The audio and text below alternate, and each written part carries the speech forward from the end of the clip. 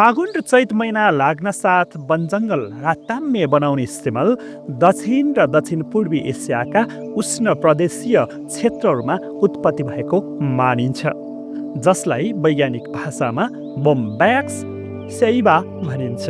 केवल एउटा रुख मात्र नभएर प्रकृतिको अनुपम उपहार हो सिमल।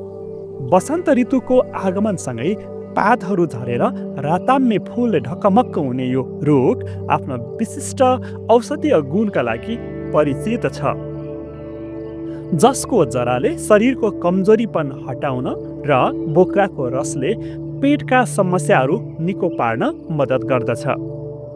नेपाली भान्सामा यसको कलिलो कोपिलाको स्वादिलो तरकारी वा अचार पनि निकै नै लोकप्रिय छ।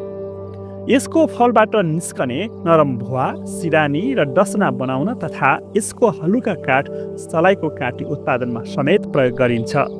एकातिर चराचुरुङ्गी र माहुरीका लागि आहारको मुख्य स्रोत त अर्कोतिर मानव स्वास्थ्य र उद्योगको लागि उपयोगी।